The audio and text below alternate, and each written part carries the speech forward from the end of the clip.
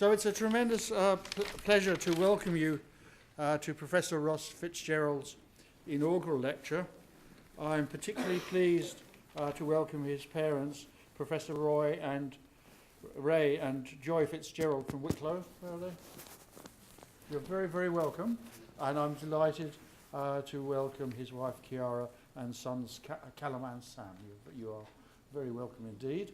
I'm also delighted to welcome school students from Belerno High School, Bathgate Academy, Inverarmond Community High School, James Gillespie's, Linlithgow Academy, and Musselburgh Grammar School. Very pleased to see you all here, and very pleased to see colleagues and students and members of the public present also.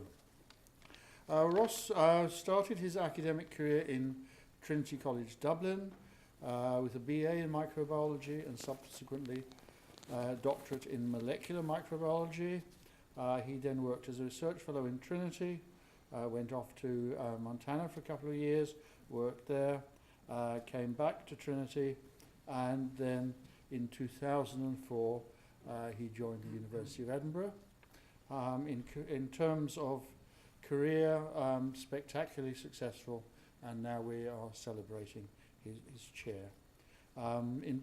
For academics, good quality papers matter. He's got more than 80.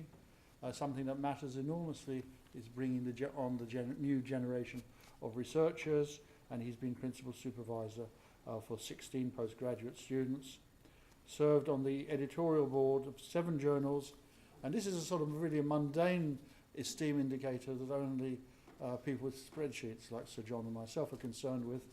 He's also got £6 million worth of funding, which is it's a sign of esteem. There's nothing wrong with getting lots of money. It shows that the world regards your work as very important, and his work is very important because it's about infectious diseases, and he's going to tell us about it. So please welcome him.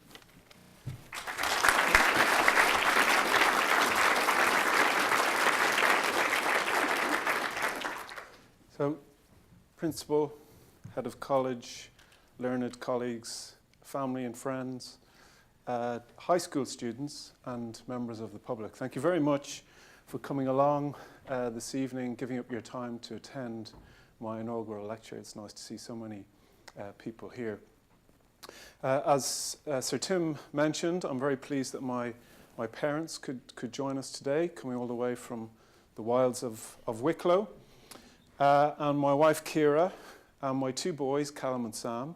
They're 8 and 6, and we did kind of consider whether they were mature enough to come along and last the pace listening to their old man rambling on for about an hour about science and his career.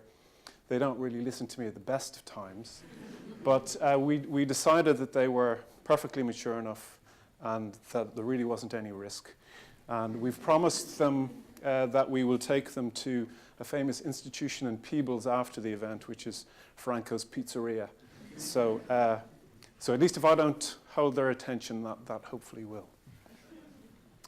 So it's kind of a unique opportunity, I guess, to reflect on one's career up to this point. So I'm going to select a few personal highlights in terms of the science.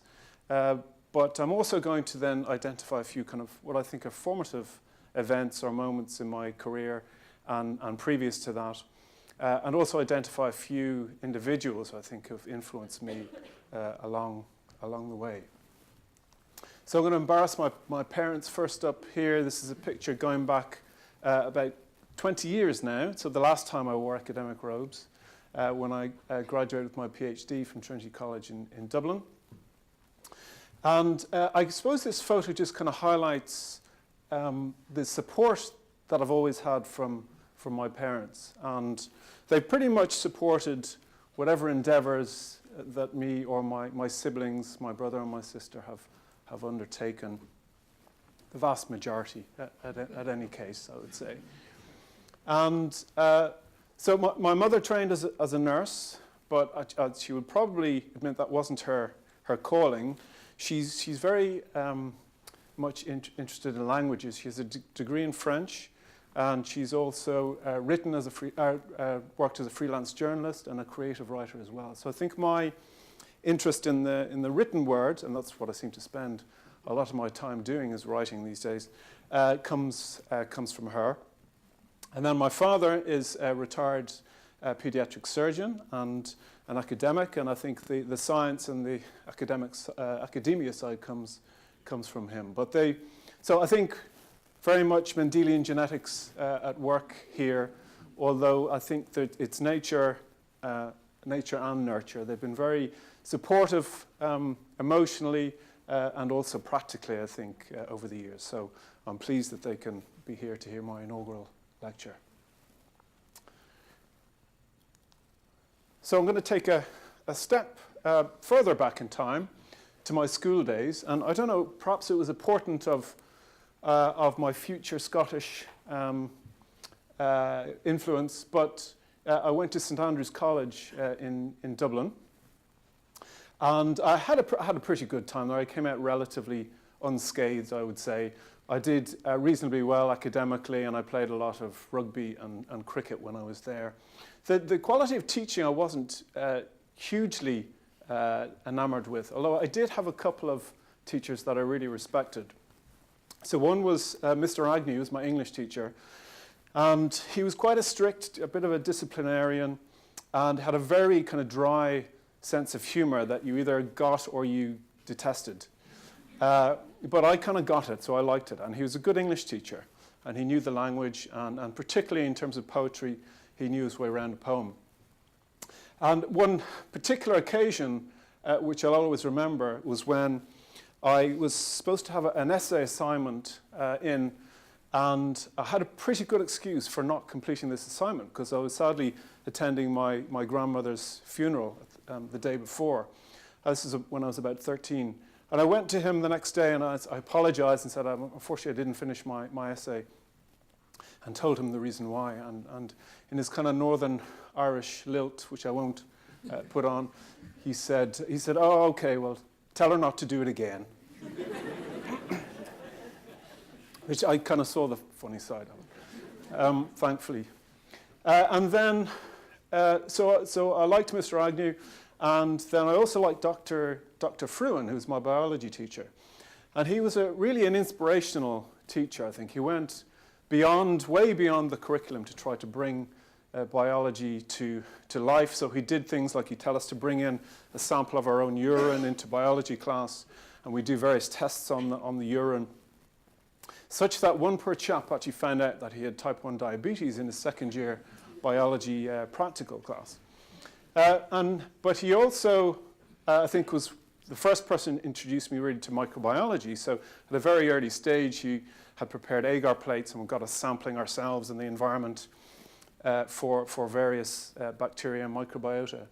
And I remember being blown away by what was growing on the plates the next day. So that was, I think, what piqued my first interest in microbiology. But he was a really inspirational teacher. And I know other people who've gone through St Andrews and have ended up in academia in science, and have also referred to the influence that he's had on them.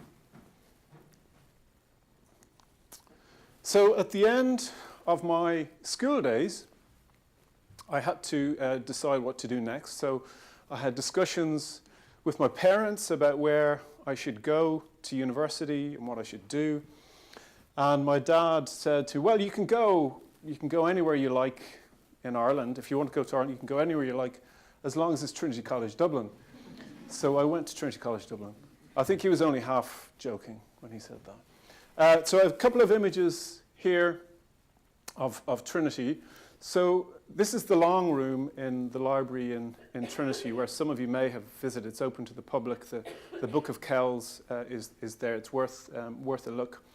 And you might see the resemblance with our own Playfair Library in Edinburgh. And I think the Playfair Library was built before the long room in Trinity. But there's certainly an influence there from William Playfair and how it was created. But it's a beautiful space. And I dabbled with, in terms of what I did in Trinity, I dabbled with the idea of medicine. But I decided in the end to take my own path. And I did science. So that was the thing that I was really interested in, particularly biological science. So I did natural science in Trinity, and the first 2 years were general biology, chemistry, physics, etc.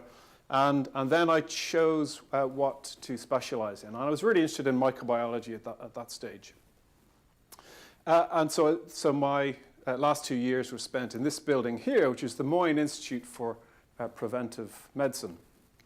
I'm not sure if I was partly influenced by the location of the Moyne Institute, which is overlooking College Park here. The cricket pitch is here, very proximal to the Pavilion Bar, and so close that you could actually jump across if you were in a hurry on a Friday evening to the Pavilion.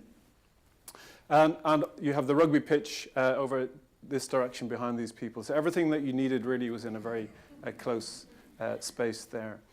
So I spent a very good 4 years in Trinity at that stage.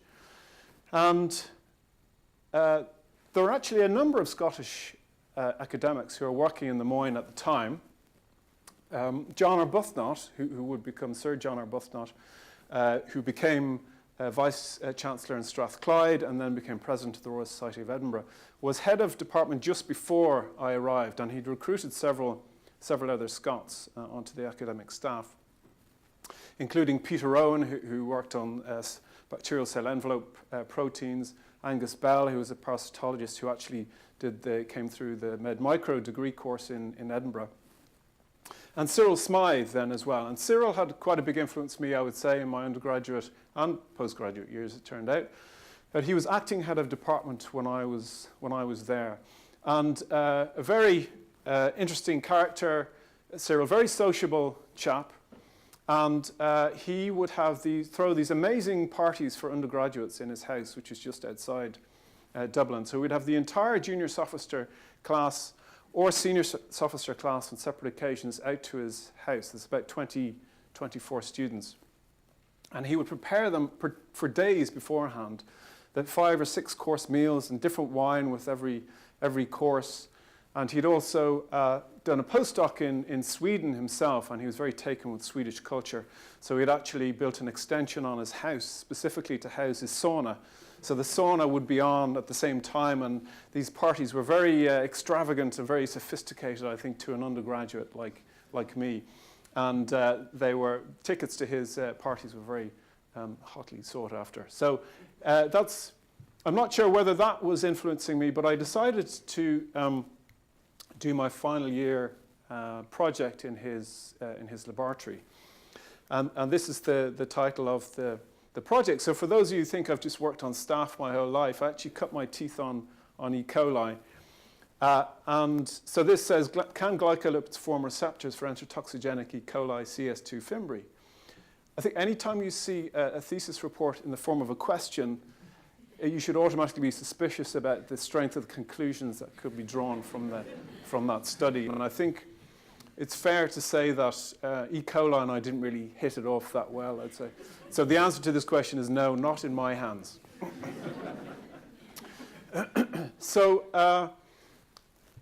at the end of my 4 years, I think I got a very good training in microbiology, in particular molecular microbiology in Trinity. It was very active and dynamic department, lots of really good people working there and some good science being done. So I felt I got a good training. But I wasn't 100% sure that I wanted to stay in science or stay in academia. And I decided after I graduated that I'd take a break and go and do something else just to see if I was interested in it. So I actually did a graduate diploma in business studies for a year, which I found utterly uninspiring. Now that's no offense to anybody who's working in that area. I think maybe it just wasn't taught particularly well to me, or it just wasn't for me. But I felt that I missed science, and I wanted to get back into that. And around the same time, luckily, my friend Cyril contacted me to say there was a PhD studentship on offer in his lab, and jointly supervised by another academic, Pat Hartigan, in physiology in Trinity. Would I be interested? So I thought about it, and I said, is it on E. coli? He said, no, it's on staph. And I thought, okay, well, maybe staph and I could be better friends than E. coli. And at the same time, there was a pretty major recession going on in the world, and my chances of getting a real job were probably slim to none. So I thought this would be a good move. So I took a PhD position with him. So I was working on staph.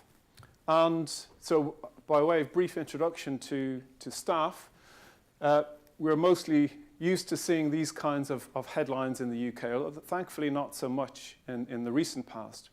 MRSA is the subtype of Staph aureus, which is resistant to all beta-lactam antibiotics, and it's the one that's been particularly prevalent in hospitals in the UK and around the world. And we seem to be getting a much better control of that in the UK at least. But it's also a big problem now in the community as well, and particularly in the United States, they have an epidemic clone of community-associated MRSA, which has been running rife for about the last 12 years, really, and it's causing huge amounts of mortality and morbidity over there. And we also have seen an increase in community-associated MRSA infections in other parts of the world. And it also can spread to companion animals, can cause infections in dogs and cats. And we also find these so-called superbugs in livestock as well. And the sensitive forms of Staph aureus we also find in livestock too, in cows, sheep and goats and the like. So this PhD project, which was funded by CHAGASC, the Irish Agriculture and Food Advisory Board, was to look at Staph aureus isolates from bovine mastitis. So these are intramammary infections in cows, and it's a big economic problem in the global dairy industry. So my job was to look and see what the genetic diversity of these different strains was, see how they compared to human strains, and see how you could predict potentially pathogenic differences between the strains based on their gene content. So I did a lot of southern blotting, looking for specific genes and looking for variation in those genes. And actually, I had quite a hard time at it. It was tough because I was going to a lab where there was no background in staph at all. They didn't have any protocols. They didn't really have the knowledge either, the knowledge base to decide what was a good experiment to do, what was a good question to ask. So I kind of had to find my own way through this, and it was tough, but I think that stood me well in the long run because when I finished, I felt pretty independent and able to make those kinds of decisions myself. But it was a great time. I had a really good time doing my PhD there. One of the things that I identified during my PhD was this, which is a mobile genetic element, essentially a pathogenicity island, which contains genes encoding determinants of pathogenicity, that can contribute to causing disease. And this was quite a big moment for me because I identified this island, and I was the first person, and I sequenced it as well, and I was able to look at the sequence, and I also did some functional characterization of this island. And that just kind of gave me a glimpse into a world that nobody else had seen before. And I'm the first person ever to see this element. And that just gave me a huge buzz. And I think it was at that moment that I decided that I wanted to continue in this line, and I wanted a career, most likely in academic science. So that was an important moment for me. And so on this island, these red arrows here correspond to genes encoding for types of toxins made by Staph aureus. And these are superantigens which interact with the acquired immune system, particularly T cells, and modulate the immune system to allow the bacteria to survive and avoid recognition. And I'm still working in my lab on superantigen function. So having got my BA and my PhD, I thought I need to go and get my BTA, which is been to America, which was all the currency at that stage. I'm not sure it still is, but I thought I needed to go somewhere else and get some additional training. So I went to Rocky Mountain Labs, which is part of the NIH in the US. And this is where we were. You can see a pretty amazing setting in the foothills of the Rocky Mountains. The labs were originally set up to address, at the start of the 20th century, Rocky Mountain spotted fever, which is endemic in this region at that time. And they kind of solved that problem, and then historically they just stayed there. And it was a major center of infectious disease research, and still is to this day. Hamilton itself is a town of about 3,000 people, and it's made up of people who work in the labs is one of the main employers. And then a lot of artists go, then writers go there because they get inspired by the landscape in the Rocky Mountains. And then you have another major industry, which are loggers associated with the Forestry Commission. And we'd all do our own thing during the week, and then we'd meet up in the Rainbow Bar on a Friday evening. And it was actually quite a healthy mix of people, I think, in the middle of a barren landscape of Republican America. But it was quite, it was a very important stage, I think, in my career. I had a good time there. So I worked for a guy called Jim Musser, who worked mostly on group A streptococcus associated with strep throat and necrotizing fasciitis or flesh-eating disease, and also on TB. And I applied actually to work on TB. I thought staph is great, but I'd actually quite like to work on something else for a while, so I work on TB. So I got offered the job and I landed over there, and Jim said to me, what would you like to work on? And I said, well, I'd like to work on TB. And he said, well, we're not really set up to work on TB. We don't have our containment facilities yet. How'd you like to work on staph? So I was a bit put out about that initially, but in the long run, it worked out well, and I think we did some reasonable science, and I was happy enough, but I was a little bit put out initially. He had quite an operation. There were about 15 postdocs working in his group, and about another 15 technicians, no students. He thought they required too much training, so there weren't any students there. But again, it was a fun time. He had high expectations, so we all worked very hard, and people who were there, who bothered to go to the middle of nowhere in Montana, were usually pretty highly motivated to work hard and succeed, which we did in most part. The other individual who happened to be based there at the time was a person called Stanley Falco. So those of you who are in the microbiology field will definitely have heard of Stan Falco. He's kind of the godfather of molecular microbiology, and he's made huge contributions to that field, and particularly in how we approach understanding how bacteria cause disease and the genes and proteins involved. And he just retired, although he was still based and working in Stanford, but he would spend his summers in Montana because he was big into fly fishing. But he had a desk in Rocky Mountain Labs, and we were encouraged to go and talk to him and just to chat about our science with him, which is quite an intimidating thing for a new postdoc over there, to go and talk to the great Stan Falco. But when I first arrived there, myself and Jim were kicking around some ideas about what we would do or what I would get started on. And I had an idea, and Jim didn't think it was a great idea. And I thought, well, I'm going to go and talk to Stan and see what he thinks.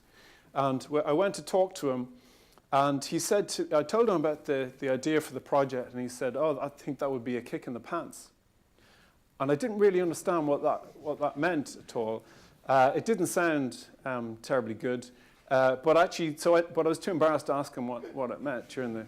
So I went and asked somebody else, and they said, oh, that's kind of an old-fashioned Americanism, which actually means that's a great idea. So I thought, okay, that's fun, that's encouraging. So I did. So then I did this. I went back to Jim, and he said, okay, let's give it a go, and we did it. So what we were doing was, we were involved with what was at the time cutting-edge technology, which is now certainly not cutting-edge technology, but this was a microarray.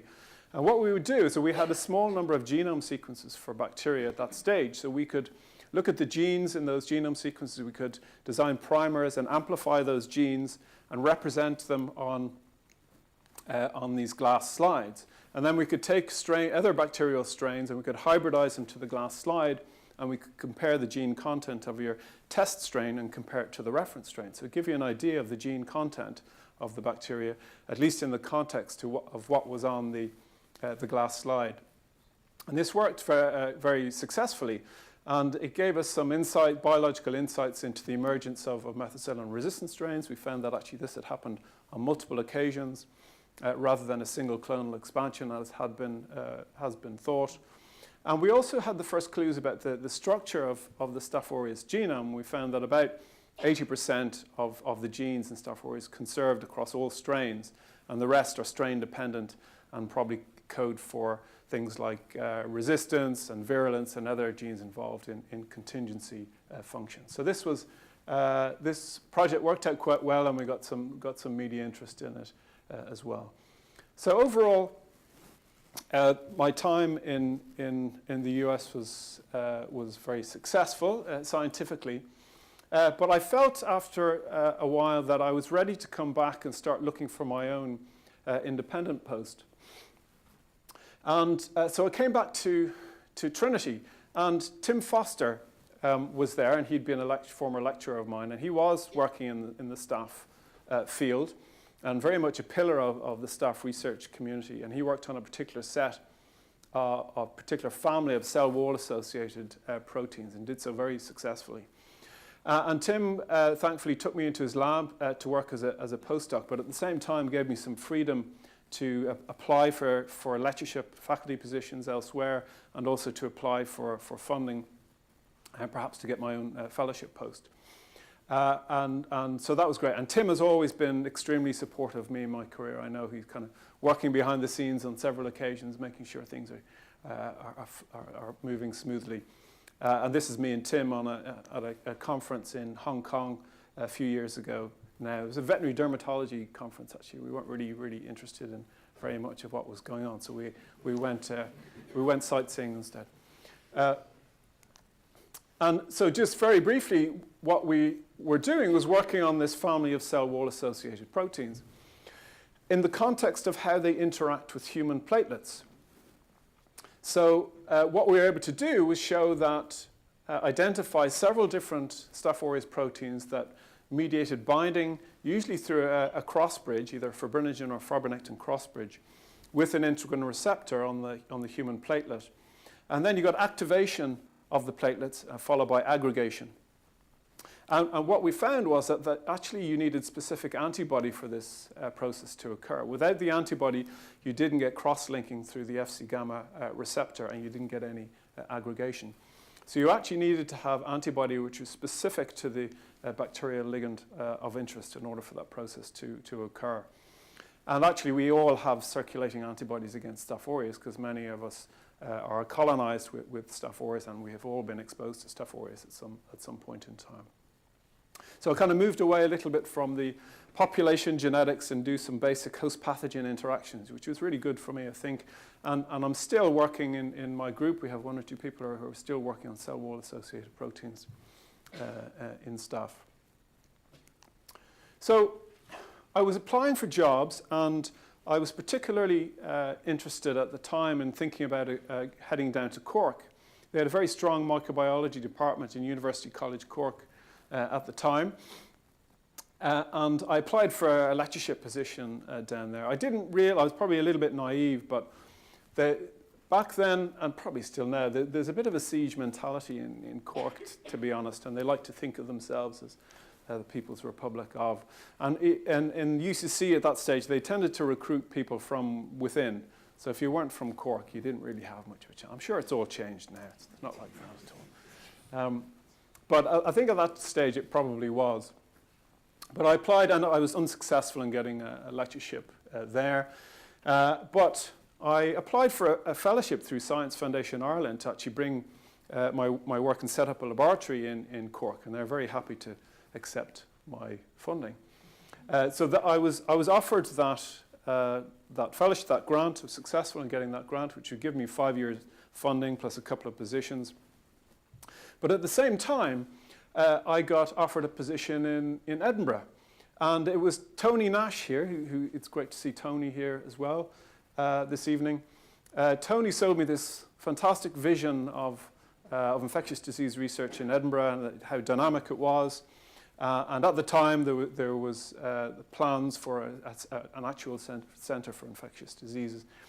And all of that, and Tony's enthusiasm, allied to the fact that this was a permanent position, which I couldn't get in Cork, meant that I decided to come to Edinburgh.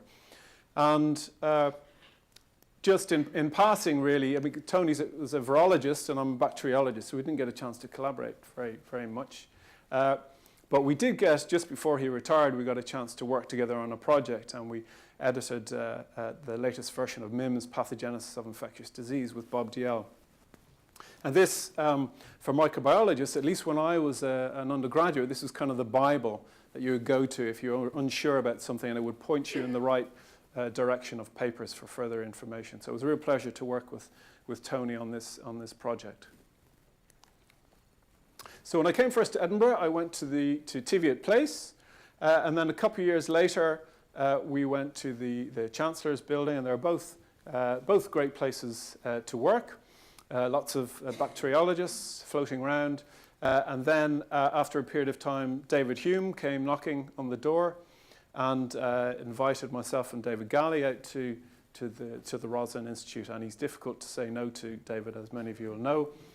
So this is where we came, I think, about 6 years ago now. And it's been a really great place to work ever since. So when I first moved to Edinburgh, shortly after that, I suppose, there were some serious developments in sequencing technology that were happening.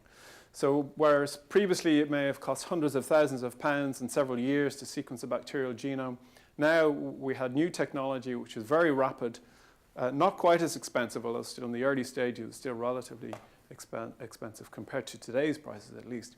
But I could see that it was opening up a lot of areas in terms of population genetics and what we could learn using this approach about bacterial population genetics in terms of the types of variation, the processes that contribute to that variation. And then you can learn lots of biological insights which are relevant to my interests in terms of virulence, niche adaptation, and antibiotic resistance. And of course, there are applications as well of this which are very useful, particularly in a healthcare setting, in that you could trace the source of outbreaks of infection and actually predict antibiotic sensitivity from bacterial genomes. So this was an area that I wanted to develop. And I did so in the context of one of my main areas of research interest, and that's Staph aureus and how it adapts to different host species. So it's most notorious, of course, as a human pathogen, and we've heard about how it causes mastitis in cows as well. And what we think from some of our phylogenetic analysis is that Staph aureus has really co-evolved with humans for a long period of time. That's its natural host. But over the last few thousand years, it's actually jumped from humans into animals and then adapted to those animals and been able to survive and colonize those animals and cause disease. So it's been isolated from a large variety of different host species. So we've been interested in understanding how those host switches occur and how Staph aureus adapts. So this was quite an important paper for me. This really came out when I was based in the Chancellor's building, where we identified one of these host jump events. It came from humans and jumped into poultry, and then adapted to poultry, and then spread around the world.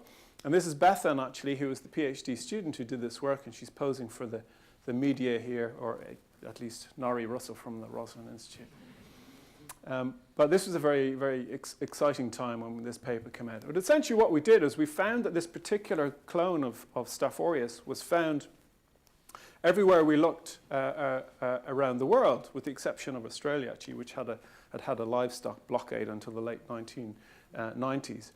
And we identified this host jump, so these are the poultry isolates here, and they've come out, it seems, of a diverse set of human isolates.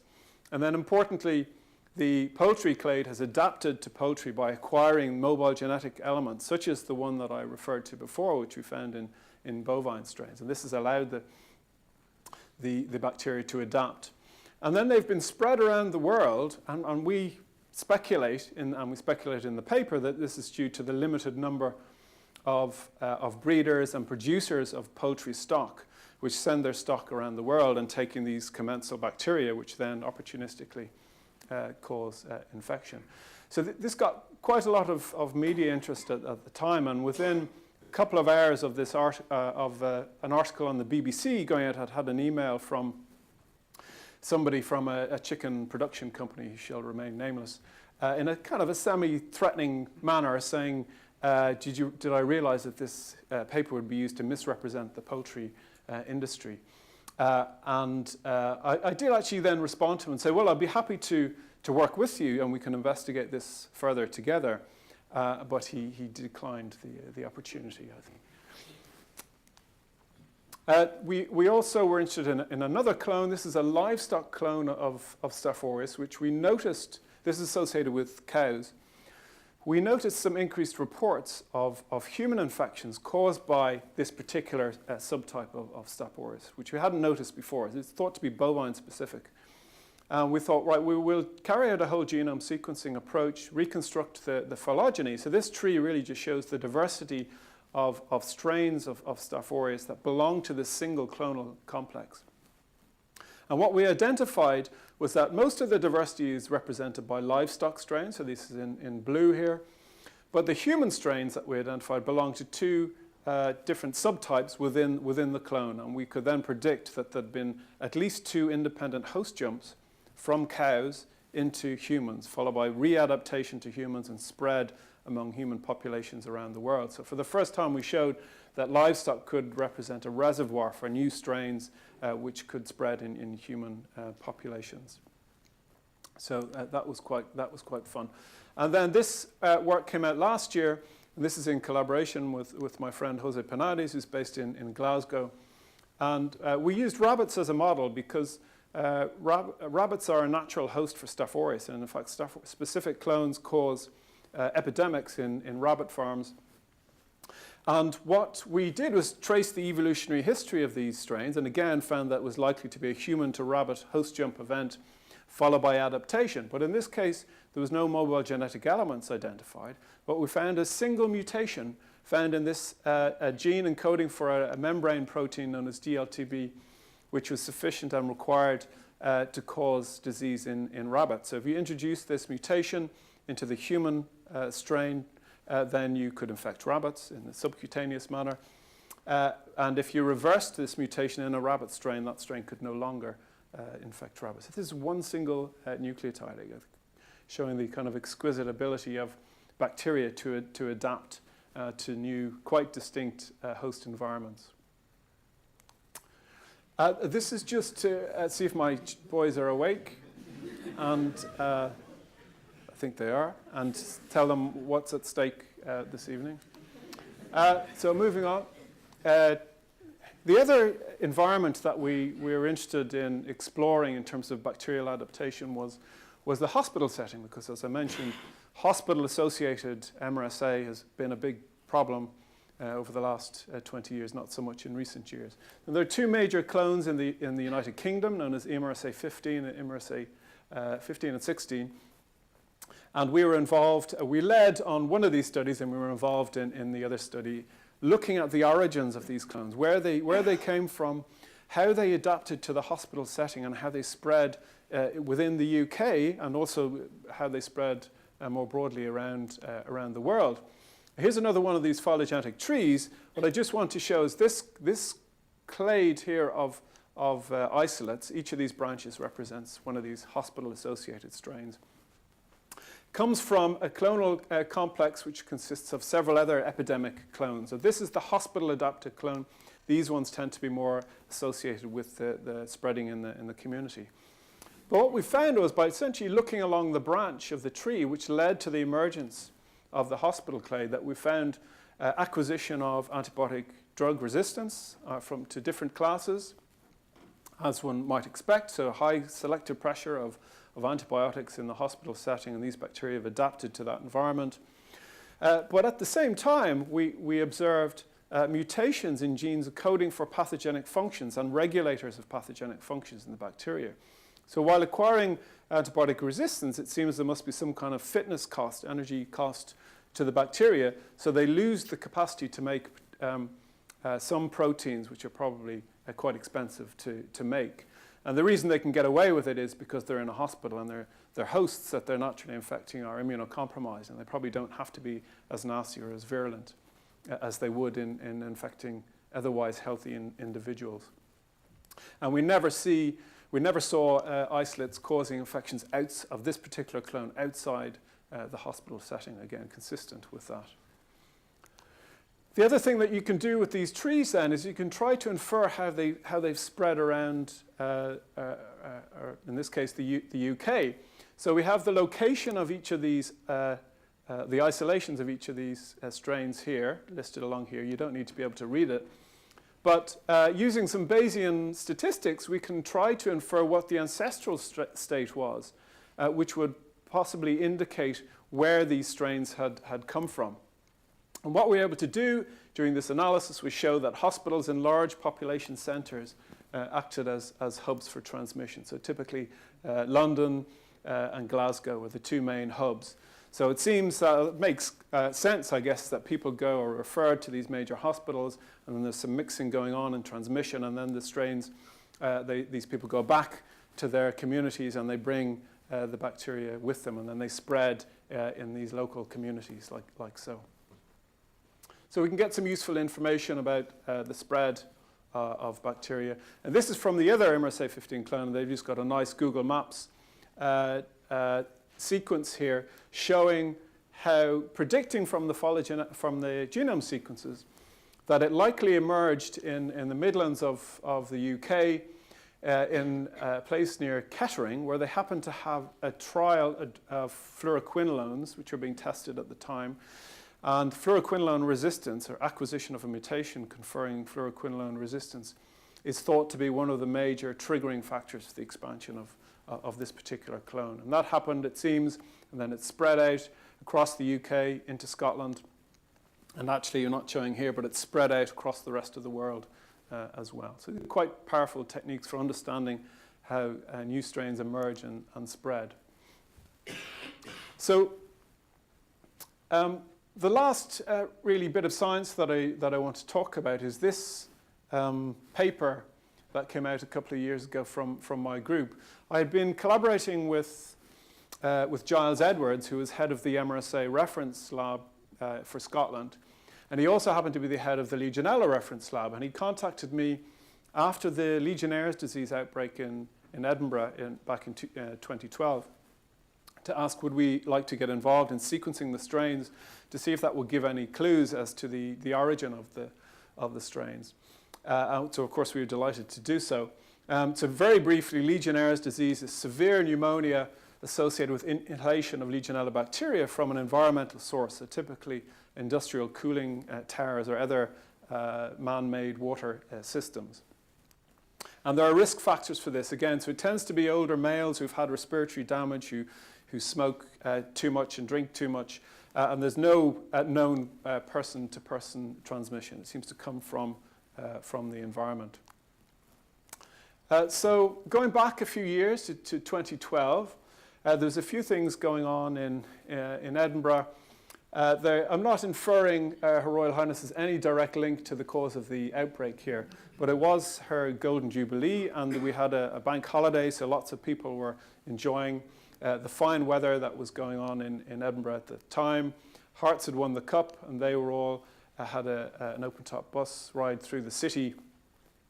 And importantly, the environmental conditions were, with all this heat and some humidity, were conducive to the likelihood of a Legionnaires disease outbreak, where you have proliferation of bacteria, and then humidity allows the bacteria to spread in microdroplets of water. And if the prevailing wind is in the right orientation, then you're likely to get this scattered across potentially naive hosts. And sure enough, we had the outbreak, and I'm sure many people remember this. And Nicola Sturgeon was the health minister at the time, and she was rolled out every day to talk about the latest on the outbreak. And in fact, we had 91 confirmed or suspected cases and 4 fatalities.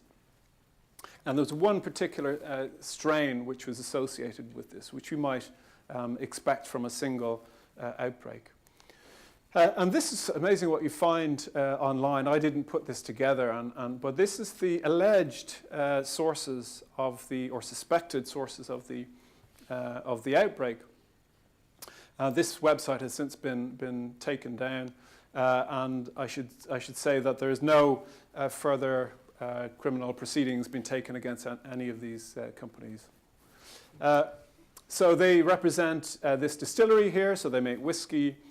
We've got this chemical firm here who make opioid-based anesthetics, and then Burton's make shortbread. So it's one might say that this kind of is typical Scottish diet, but I couldn't possibly comment not coming from Scotland.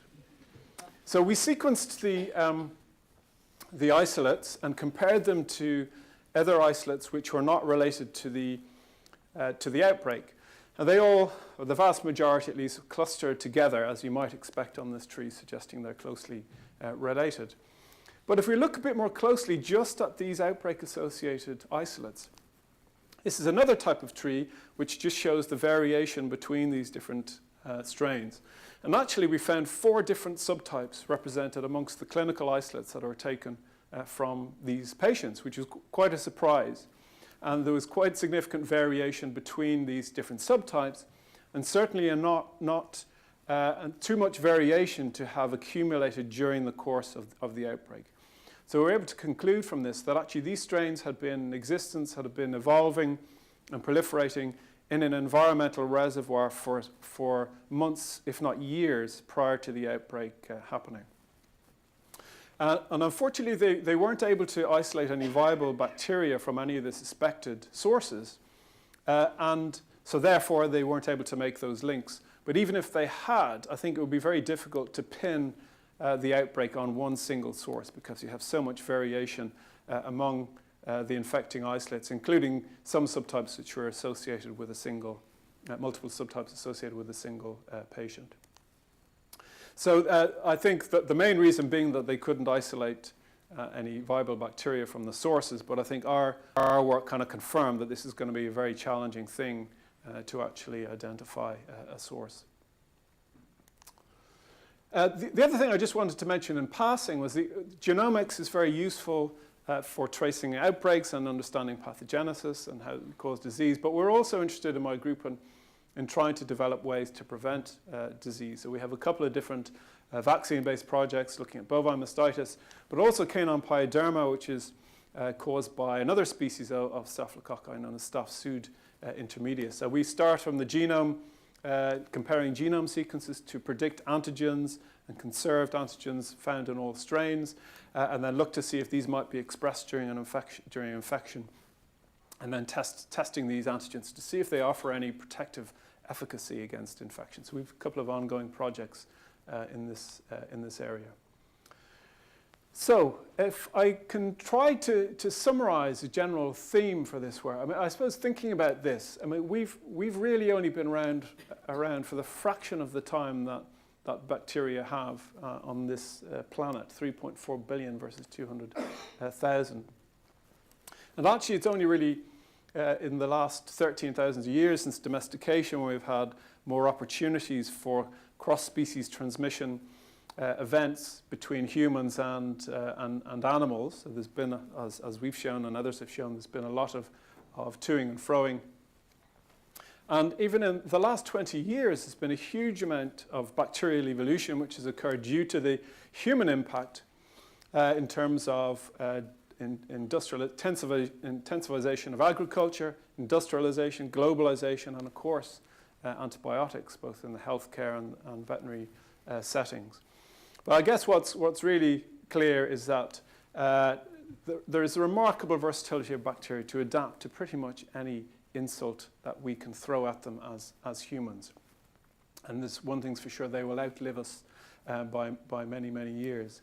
And I think the other thing is that prevention, coming up with new treatments for infection is limited because of the power of bacteria to evolve resistance against these. So we really need to be thinking more about prevention rather than cure. And this is quite a few of the people who've worked in my group as postdocs or postgraduate students. I couldn't find pictures of everybody. But I've been really fortunate to work with such a talented bunch of scientists. Of course, they've done most of the work. And I feel really fortunate. And it's one of the joys of science that you get to work with so many people from so many different backgrounds. And that's basically how science works. And hopefully it continues to do so. And I haven't really referred much to collaborators that I've been involved with, again, from all around the world. Again, it's one of the pleasures of doing science, is that you get to interact with these people. And of course, the many colleagues in Edinburgh who it's been fantastic to work with ever since I joined here. And finally, last in the sequence, but certainly not last in terms of thanks, this is my family. Well done, lads. You've managed, this is the end. This is a typical summer's day in Scotland on the beach. And they're always there to pick me up if I've had a paper rejected or a grant rejected, as happens occasionally. And equally to bring me back down to earth when I've had one accepted. And particularly Ciara, she's been there from the very beginning. She was there staying up all night printing my PhD thesis with me, which people who do this recently probably think, well, why does that take so much time? But those of you of an age will appreciate the printers we had to deal with back then. And she's just been hugely supportive, and I'm very lucky to have that support. And I'm going to leave the last word, well, actually, it's not the last word. It's Louis Pasteur, who even back in the mid-19th century made this statement. I'm not going to say it in French, but I'm going to translate. Gentlemen, it's the microbes who will have the last word. And I'll leave it at that. Thank you.